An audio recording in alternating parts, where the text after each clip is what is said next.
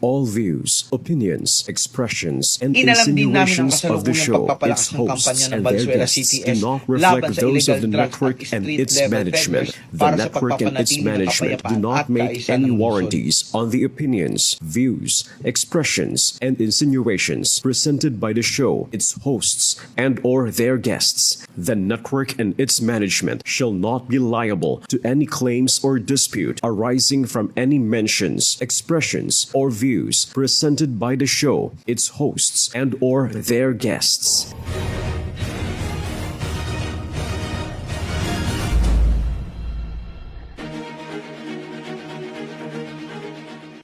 Sa ilalim ng pamumuno ng ating ama ng pambansang pulisya, Police General Jose Melencio Corpus Nartates Jr., itinataguyod ang serbisyong mabilis, tapat at nararamdaman.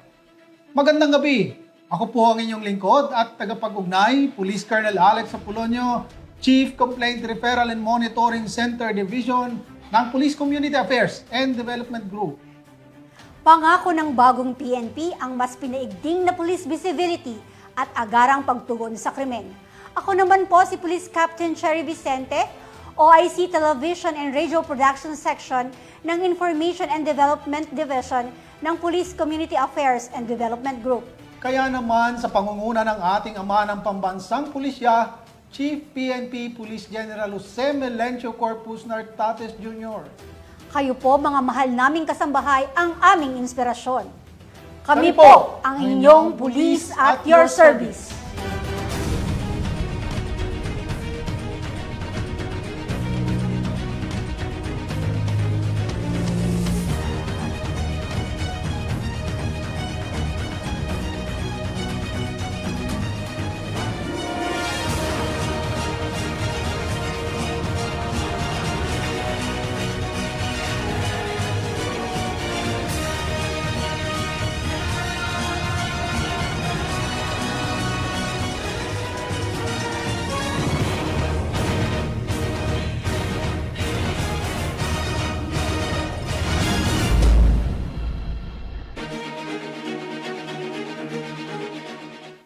Magandang gabi.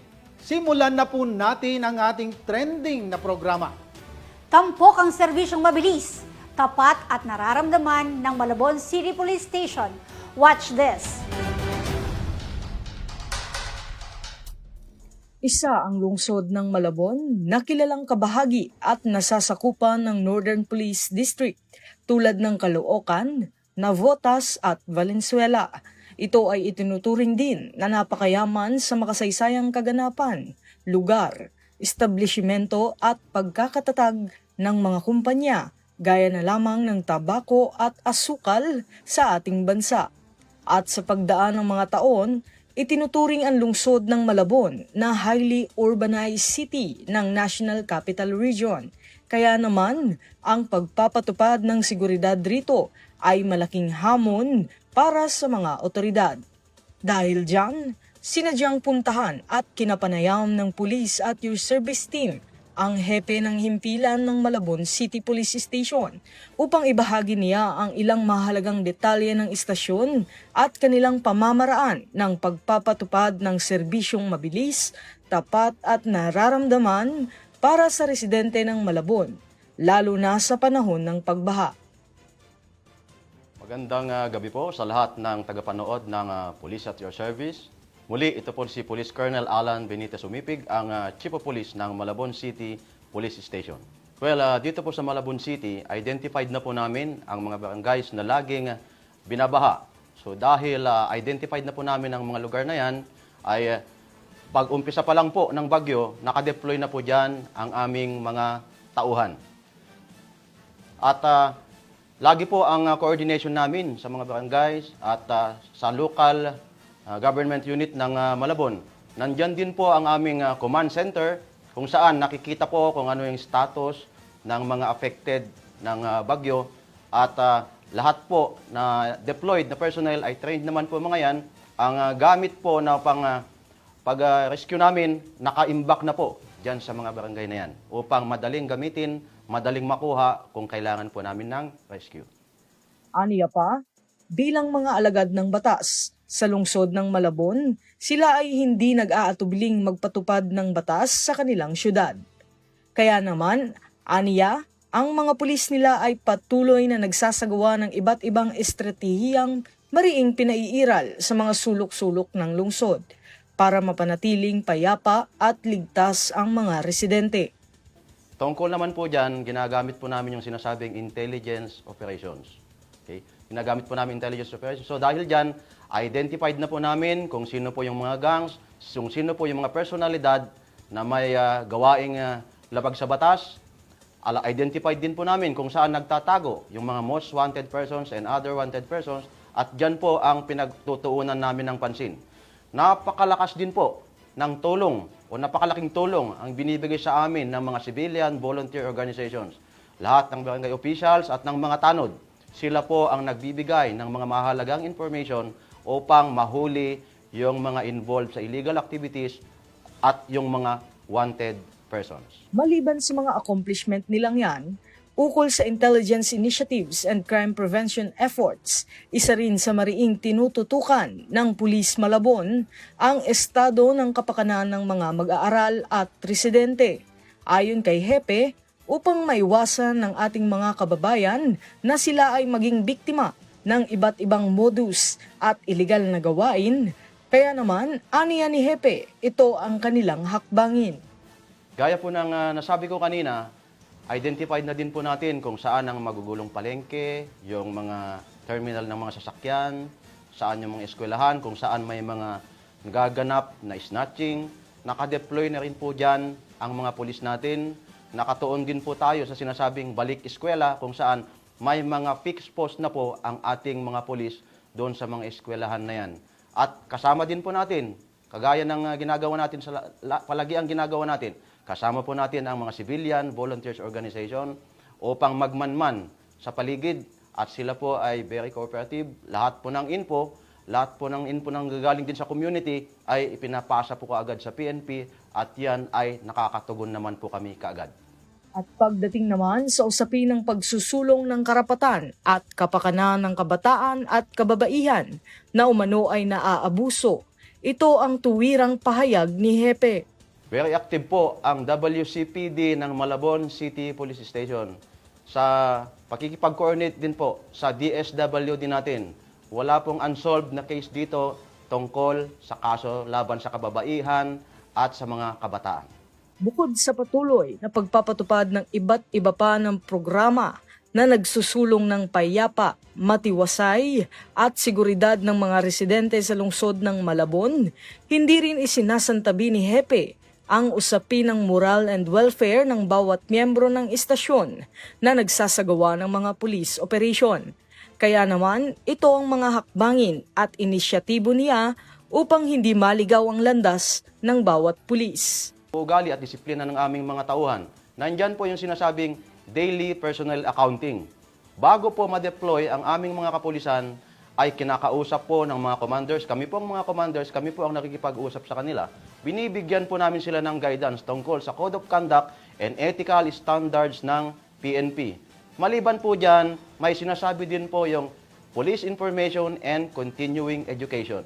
Binabanggit po namin dyan, pinapaalala namin sa kanila kung ano ang dapat gawin. Dapat po sundin ang police operational procedure, dapat maging magalang sa panghuhuli o dapat maging magalang sa pagpapatupad ng batas upang hindi po kami mapuna ng community. Bukod sa pagbibigay halaga sa internal discipline, moral and welfare ng pulis sa siyudad ng Malabon, aniya pa ni Hepe, pinaiigting at pinalalakas rin nila ang ugnayan sa pagitan ng pulisya at mamamayan. Kaya naman, narito ang kanilang mga inilalaan na aktibidad para sa kapakanan ng publiko. Well, yung mga barangay po natin ay very cooperative. Kagaya po ng nasabi ko kanina, palagian po ang dialogue namin sa mga barangay officials kung saan nalalaman po namin kung ano ang concern ng nasa baba at dyan po ang aming pinagtutuunan. Kagaya ng nasabi ko kanina, nandun po nakadeploy ang ating mga pulis kung saan may magulo upang sa ganon ay mabilis at kaagad-agad po naming maaksyonan ang kanilang mga concerns at hinaing. Maliban dyan, Hindi rin nila isinasantabi ang iba't ibang hamon sa kanilang pagsiserbisyong mabilis, tapat at nararamdaman. Kaya naman bilang hepe ng Malabon, narito ang kanyang pahayag at pagtugon sa usapin ng kinukonsiderang best practices para sa ikabubuti ng naturang syudad ng Malabon. Well, ang dami na pong na-accomplish at ang dami na din pong na-solve dahil po sa 911 hotline, tumatawag po ang mga tao dyan dahil po sa IEC na pinapakalat po namin sa baba. Alam na po ng tao na kailangan nilang tumawag sa 911 para sa mas mabilis at mas epektibong responde ng kapulisan. At dagdag rin na ibinida at malugod na ibinahagi ni Hepe ang kanilang pagtugon sa malawakang programang Unified 911. At bilang panghuli, nag-iwan ng tagubilin at mensahe ang hepe ng istasyon para sa mga nais dumulog sa himpilan ng Malabon City Police Station. Ang mensahe ko po sa mga Malabeños ay magtiwala po kayo sa PNP dahil nandito po kami upang tumulong. Hindi po kami nandito upang kayo ay bigyan ng problema o maging pabigat sa komunidad. Nandito po kami. Huwag po kayong mag-atubiling lumapit sa amin. Kami po ang inyong kapulisan. Kami po ang PNP na handang tumulong at tumugon sa lahat ng inyong concerns at pangangailangan. Tungkol naman po sa aming mga kasamahan sa pulis, i-maintain po natin ang sinasabing accountability at ang pagiging disiplinado sa sarili upang tayo po ay makaiwas na makagawa ng labag sa batas. Ako po si Police Colonel Alan Benitez Umipig, ang Chief of Police ng Malabon City Police Station. Ito ang bagong PNP para sa bagong Pilipinas, serbisyong mabilis, tapat at nararamdaman. Yan po ang pinalakas na disiplina at profesionalismo ng Malabon City Police Station. Dumako naman tayo sa agarang responde sa krimen ng Navotas City Police Station. Watch this. Sa pagpasok ng modernong panahon, ang progresibong lungsod na ito na tahanan ng pinakamalaking fishport complex sa Timog Silangang Asya at ng tanyag na industriya ng patis ay patuloy na sumasalong sa kaunlaran. Ngunit kaakibat ng pag-unlad ang hamon sa seguridad, sa lupa man o sa katubigan. Dito higit na pinag-aalab ng Navotas City Police Station ang kanilang banal na tungkulin. Sa pamamagitan ng makabagong teknolohiya, pinaigting na Coastal Security Patrol at marangal na pakikipagtulungan sa komunidad, tiyak ang kaligtasan sa bawat sulok ng lungsod. Mapangalagaan lamang ang kasaganahan ng bayan tungo sa isang serbisyong mabilis, tapat at nararamdaman para sa bawat Navoteño. Gaano nga ba kaepektibo ang pagpapatupad ng Safer City Strategy sa Metro Manila? Partikular dito sa lungsod ng Navotas, nakaharap ang hamon ng seguridad sa lupa at katubigan. Kilalanin natin ngayong gabi ang Navotas City Police Station sa pamumuno ng kanilang Chief of Police, si Police Colonel Reynante Penuela. Alamin natin kung paano ipinapatupad ng aming mga kaakibat sa serbisyo ang bagong uri ng smart at modernong pagbabantay. Magandang gabi po sa ating lahat. Ako po pala si Police Colonel Reynante Penuela, ang Chief of Police ng Navotas City. Bago po sa lahat, nais ko lang batiin yung ating mga lahat ng mga masusing taga-subaybay ng police at your service. Kung naririnig nyo yung programa ng ating DILG, yung Safer Cities, actually, since last year, ginagawa na natin ito. Ini-implement natin yung mga city ordinance. Nagkakandak rin tayo ng simultaneous anti-criminality law enforcement operation. Kasama rin po yung ating mga barangay. So, every night sa Navotas, hindi lang isang beses, but 2 beses po natin ginagawa yung tinatawag na simultaneous o plan na galugad. So lahat ng mga barangay, iniikot natin ito gabi-gabi. So ini-involve natin dito yung ating mga barangay officials. Maganda naman yung cooperation ng ating mga barangay dito kasi talagang sumasama sila sa pagkandak ng patrolling, yung tinatawag natin na implementation ng mga city ordinance. nandun sila para suportahan yung ating kapulisan. Mabilis yung responde.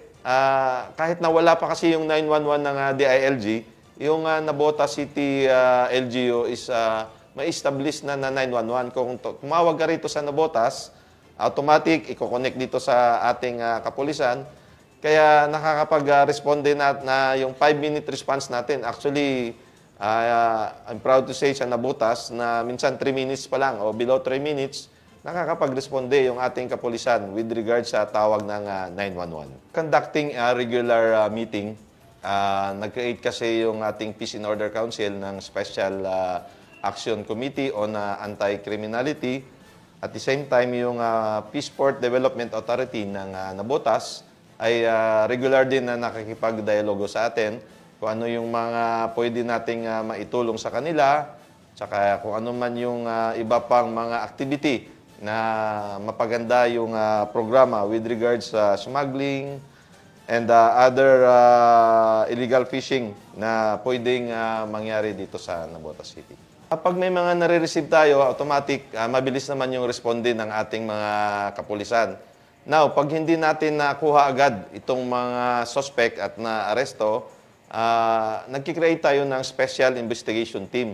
Sila po yung nagkakandak ng investigation, backtracking, and forward tracking para malaman kung saan pumunta o kung saan man yung exact location ng ating mga suspect.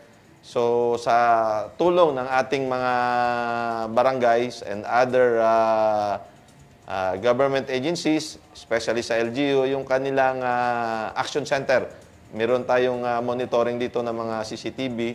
So, mabilis naman yung ating pagresolba sa mga krimen na nare-report sa atin sa Navotas City Police Station. When I assume as Chief of Police, nag-create po tayo ng Police Assistant Desk. Kung nakita nyo bago kayo pumasok kanina, yung border ng Malabon sa Navotas, dyan sa may C4, meron tayong isa. Doon sa may going to Manila, yung border natin, yung C3, R10, nagkaroon din tayo ng isang pads dyan para ma-address yung problema ng jumper boys. Ito yung mga umakyat sa mga truck. At isang pads na nilagay din natin is yung sa may Malabon area. Ito ay sa boundary namin din ng Malabon para to address itong mga anti-criminality na programa natin. Meron din tayong tinatawag na Oplan Bandilyo sa ating mga matataong lugar katulad ng mga palengke, uwian sa mga nagtatrabaho, lalo na mga hapon na, uwian na, lalo ng mga estudyante. Tuloy-tuloy yung ating programa, yung Oplan Bandilyo, para to remind our people na mag-ingat, lalo na sa uwian paggabi.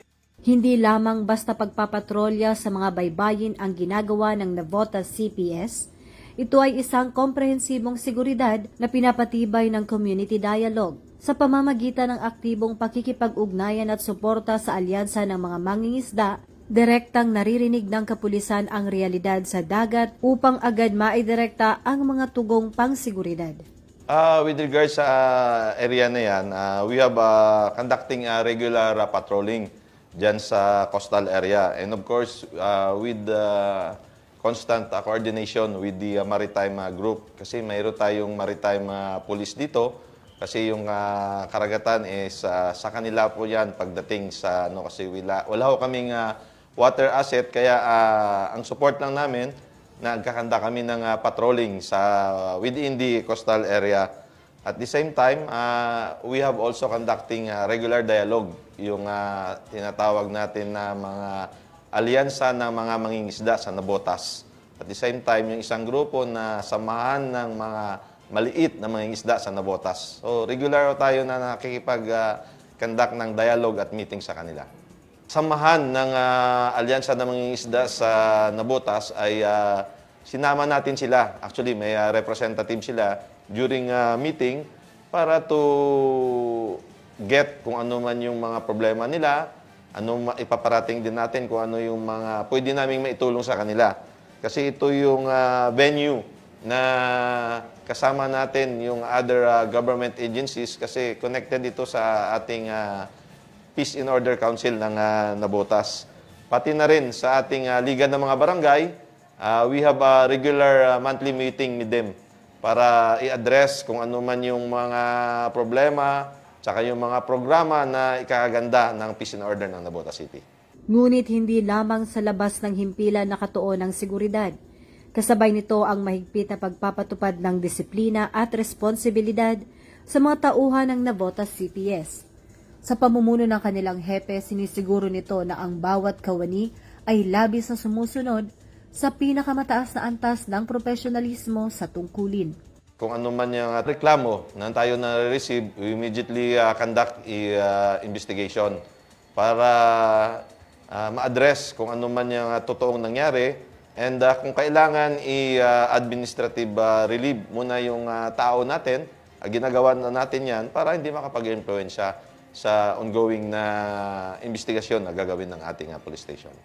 Sentro sa mandato ng Navotas City Police Station ang pagtataguyod sa karapatan at kapakanan ng mga kababaihan at ng kabataan sa lungsod. Sa pamamagitan ng mga aktibong programa laban sa pang-aabuso at krimen, sinisiguro ng kapulisan na may ligtas na espasyo ang bawat pamilyang Navoteño upang umunlad. Maganda ang aming koordinasyon kasi regular yung aming meeting ng WCPS through the representative from the barangay. Kung narinig nyo yung BCPC, yung Barangay Child Protection Center. So parang katulad sa Peace and Order Council, regular din ang ating meeting. Actually, nung last month lang, nag-conduct ko tayo ng operation sa mga bata, yung mga street children. Actually, yung mga matatanda na rin, yung mga street wheelers, sinama na rin namin. In coordination with the City Social Welfare, yung BCPC ng ating mga every barangay kung saan yung aming operation. So regular ito na ginagawa namin. Lubos na mahalaga na pakinggan, isa puso at sundin ng komunidad ang iniwang panawagan at mahalagang mensahe ng ating hepe ng pulisya upang sama-sama nating makamit ang isang mas ligtas at maunlad na Navotas. Sa mga taga Navotas, lalo na yung mga nandito within mismo sa Navotas City, na in-encourage namin sila na mag-report immediately kung may mga krimen na nakita o nalaman. Sa amin muna sila magsumbong instead sa social media kasi may mga report, minsan kami na nalalaman, sa social media pa namin nalalaman. So yung time kasi, yung pag-responde, very important sa amin. Kaya marami kaming nare-respondihan through social media. So, ini-encourage so namin yung ating mga kababayan dito sa Navotas na mag-report agad sa amin para malaman namin yung nangyari at the same time, ma-address ka agad namin para mahuli itong mga suspect natin. Kasi hindi ho kaya ng Navotas sa PNP lang. Kailangan namin ng tulong nyo sa inyong kooperasyon, mariresolba natin at may maintain yung magandang peace and order dito sa Navotas City Police Station. Of our district director ng Northern Police District, si Police Brigadier General Binlainer Capili, gusto ko pong magpasalamat na at least na naibigay namin yung mga programa at kung ano man yung mga current na mga activity na ginagawa dito sa Navotas City Police Station. Again, maraming salamat po. Pinatunayan ng Navotas City Police Station na ang tunay na seguridad sa lungsod ay bunga ng pagkakaisa. Sa pamamagitan ng matibay na ugnayan sa pamahalaang lungsod ng Navotas, mga opisyal ng barangay at mga Navoteñong katuwang sa serbisyo, nananatiling ligtas at matatag ang buong komunidad. Ito ang ebidensya ng tapat at walang kapantay na dedikasyon para sa kapakanan ng bawat mamamayan ng Navotas. Dahil ito ang bagong PNP para sa bagong Pilipinas.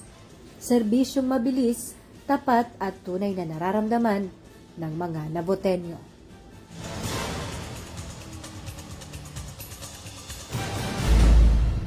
Ito po ang bagong pulis sa bagong Pilipinas, tungo sa tunay na kaunlaran para sa bawat mamamayan. Kaya sama-sama natin itong kamtan sa pagbabalik ng inyong Police at your service.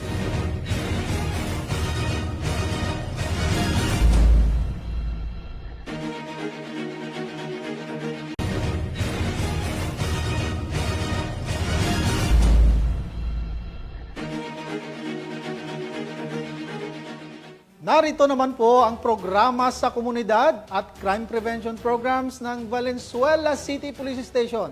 Tara na po sa Valenzuela City.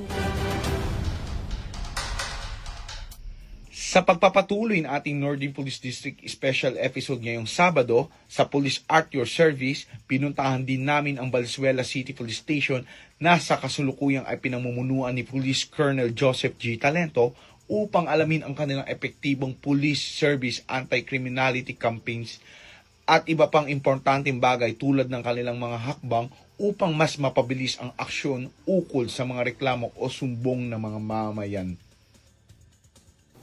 Magandang gabi sa inyong lahat. Ako po si Police Colonel Joseph Gulipardo Talento, ang kasalukuyang Chief of Police ng Valenzuela City Police Station. Sa mga manunood ng Police at Your Service, isa pong pagbating muli sa inyong lahat. Lalo't higit na po sa aming butihing Mayor, Mayor Wes Gatchalian, ang aming dalawang Congressman, Congressman Galang and Congressman Gatchalian, at sa lahat po na bumubuo ng Valenzuela City Police Station at sa mga Valenzuelano. Magandang gabi po sa ating lahat. Sa akin pong pamumuno ay noon pa man, nung pagdating ko pa lamang po dito when I assume office as Chief of Police noong August 6, 2024, ay naglunsad po kami kaagad ng tinatawag na talakayan sa barangay at talakayan sa kumpanya. Ito po yung may abbreviation na talento sa barangay at talento sa kumpanya, na ang ibig pong sabihin, talakayan para sa epektibo at nagkakaisa at organisadong barangay at organisadong kumpanya.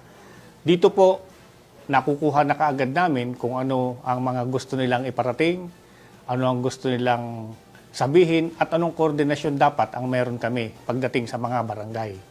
Pagdating naman po sa mga kumpanya, kung ano yung mga gusto nilang erase, lalo na po pagdating sa part ng may open forum na kami, ay kaagad po nilang sinasabi at ginagawan po kaagad namin yon ng karampatang aksyon. Ganon din po, umaatin din po kami at sumasama sa programa ng ating butihing mayor na ginagawa niya sa mga barangay, sa mga homeowners association. Yun po yung tinig sa barangay na nag-raise din po sila ng question sa iba't ibang ahensya ng gobyerno at kasama na po doon ng kapulisan. Kaya kaagad po naming nagagawa ng karampatang aksyon para sa mga susunod na pagpupulong at magtanong kaming muli ay kaagad namin naibigay ang ulat na ito ay agarang na isagawa dahil nga po tuloy-tuloy yung aming kooperasyon kapag kami ay nagkakasama-sama. Bumibisita na rin po kami sa mga barangay at kumpanya, dun sa talento sa barangay at talento sa kumpanya. Hindi na namin hinihintay pa yung panahon na pupunta pa sila dito sa amin. Kami na po ang bumababa para sa kanila. Nabanggit ko po kanina na talento sa kumpanya at talento sa barangay, kasama na din po dito yung ating Enhanced Managing Police Operation at iba't iba pang estratehiya para po sa pagsugpo ng kriminalidad at mas mapalakas po ang kapulisan. Kasama na po dito yung suporta galing sa local government unit na alam naman po ng lahat na dito sa National Capital Region, ang Valenzuela City Police Station ang may pinakamaraming mobile car na galing sa LGU. Nadyan po yung aming Electric Mobile Patrol Unit. Nag-benchmarking na nga po dito ang ibang city at even yung ating national headquarters para may pinasagutan po sila sa amin kung ano yung mga pros and cons nitong Electric Mobile Patrol Unit na to. Plus, yun pong aming mga motorcycle unit na 42 peraso, madami din po sila, na para yung mga lugar na hindi kayang mapasok ng aming mga mobile car na galing LGU at galing sa Philippine National Police, ay sa Interior Street yung ating pong Tactical Motorcycle Riders Unit. At yung presence po namin talaga, lalo na sa gabi, meron po kami yung Upland Kutitap kung saan talagang binubuhay talaga ang blinker ng lahat ng mga mobile car for the people to feel na they are safe kapag nakita nila kahit sa malayong lugar pa lang dahil malakas po talaga yung blinker ng aming sasakyan. At yung pag-siren or wangwang na tinatawag na kapag bago lumiko sa isang street while they are conducting patrol, nagbubusin na po sila ng wangwang para sa mga nasa loob ng bahay na marinig naman nila na nadyan ang ating kapulisan, safe tayo. Para sa mga lawless element na nagbabalak, maririnig din nila may pulis, hindi tayo safe. Yun po yung sa Uplan Kutitap at saka sa pagwangwang ng aming mga sasakyan. Saka yung maigting po na intensified police presence and police visibility sa major and interior street at sa mga places of convergence. Inalam din namin ang kasalukuyang pagpapalakas ng kampanya ng Valenzuela CPS laban sa illegal drugs at street-level peddlers para sa pagpapanatili ng kapayapaan at kaayusan ng lungsod.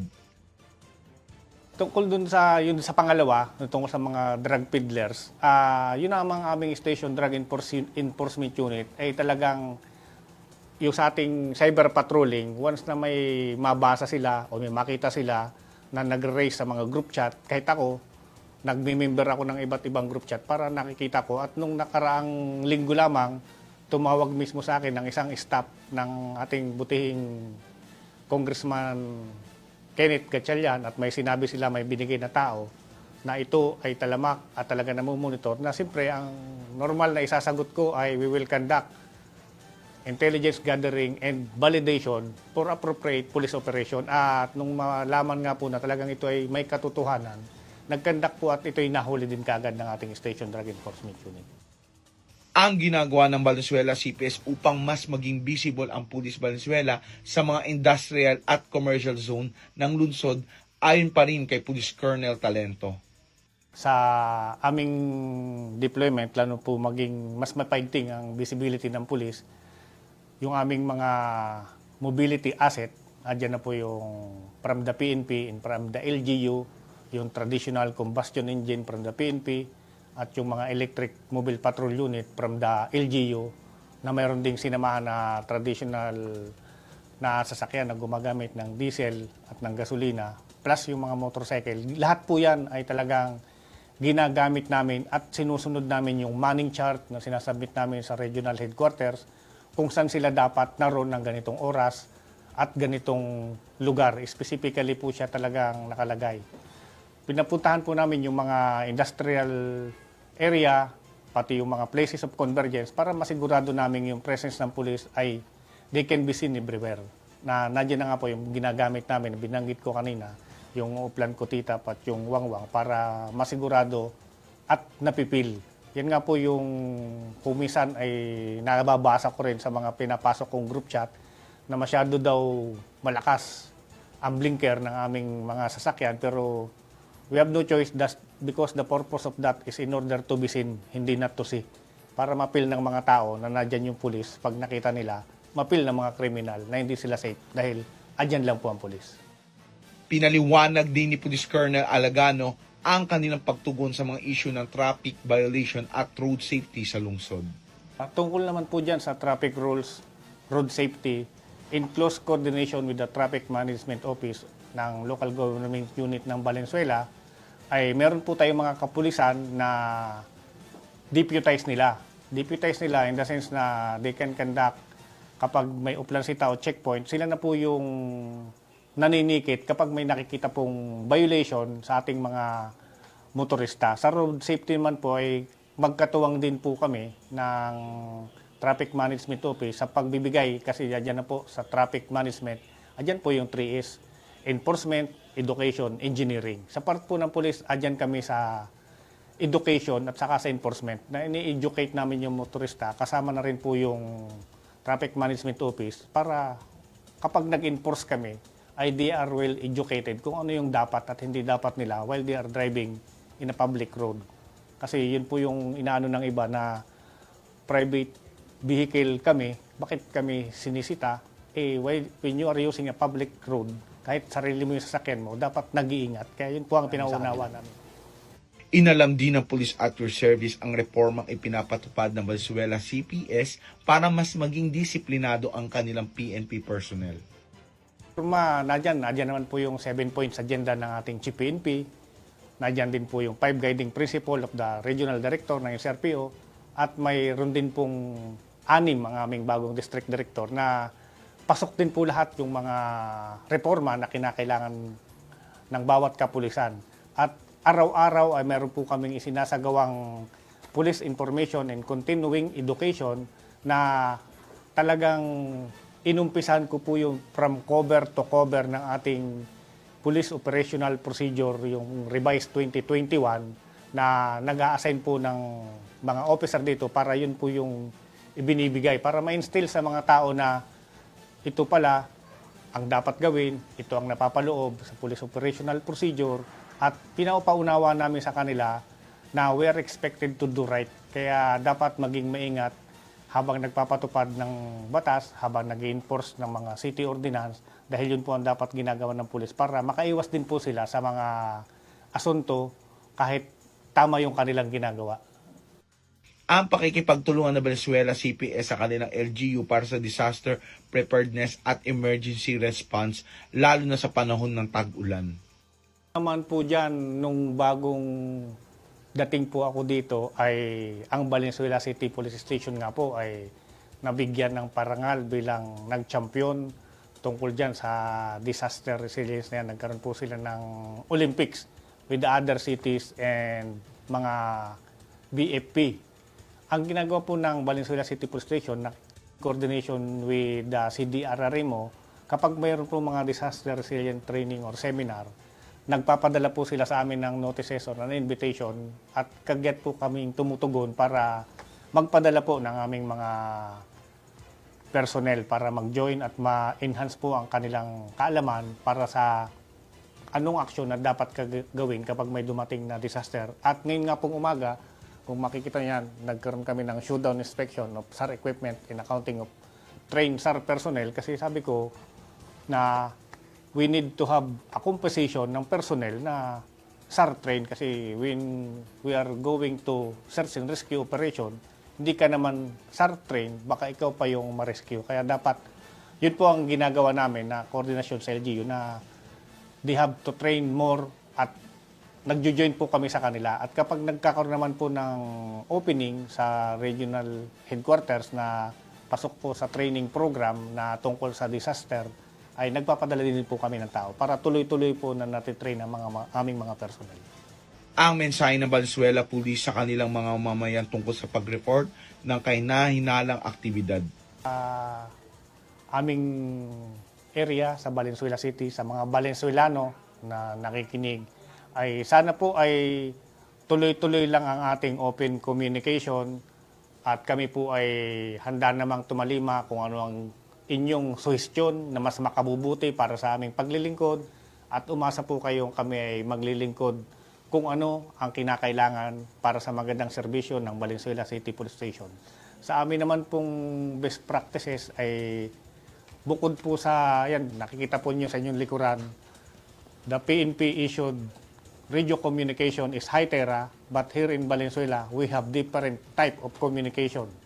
From the traditional BHF, UHF to HF, pati na rin po sa SELO, ay meron po kami niyan para when there are areas na walang signal ang cellphone, may radyo kami, at when there are areas na hindi po abot ang repeater o signal ng radyo, ay we have our SELO and we have the interconnectivity between the radio and the cellphone through the SELO crosslink device. Ang mensahe ni Police Colonel Joseph Talento, COP Valenzuela City Police Station bilang ang inyong police at your service.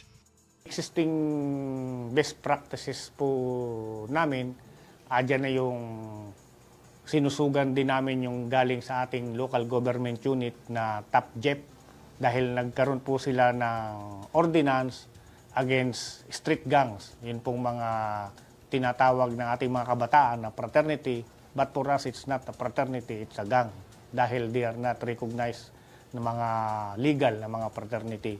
Ay kinakausap po namin ng mga kabataan sa tulong na rin ng Peace and Order Council ng local government unit at ng mga taga-barangay para mas madali pong ma-identify at kinakausap po namin sila na maging maayos at huwag gagawa ng gulo dito at nilagyan na po yan ng city ordinance na pinagbabawal ang street gang sa Valenzuela at mayroon na po diyang nakasuhan ng mga miyembro ng street gang na na-involve sa hazing. Sa amin naman po, meron din kaming ang aming CESPO, yung Valenzuela CAP na abbreviation, na yung mga retired personnel, even the active personnel na nagkakaroon ng karamdaman ay binisita po at binibigyan ng karampatang pinansyal na tulong. Yun po ang pinaka-importante sa lahat na sinasabi nga sa leadership principle na know your men, look out for their welfare. Kaya hindi po namin yun pinababayaan, yung moral and welfare ng aming mga kasamahan. Muli, ako po si Police Colonel Joseph Gulipardo Talento, ang hepe ng Valenzuela City Police Station. Ito ang bagong PNP para sa bagong Pilipinas. Serbisyong mabilis, tapat at nararamdaman. Mga mahal naming mga kasangbahay, marami pong salamat sa patuloy na pagtitiwala at suporta sa inyong pambansang pulisya. Sa paggabay ng ating Pangulong Ferdinand Bongbong Marcos Jr. tungo sa ligtas at maunlad na bagong Pilipinas para sa bawat Pilipino. At sa pamumuno ng ating Chief PNP, Police General Jose Melencio Corpus Nartates Jr., kami po ang inyong bagong PNP para sa bagong Pilipinas, serbisyong mabilis, tapat at nararamdaman. Ako po ang inyong lingkod at tagapag-ugnay, Police Colonel Alex Apolonio, Chief Complaint Referral Monitoring Center Division ng Police Community Affairs and Development Group.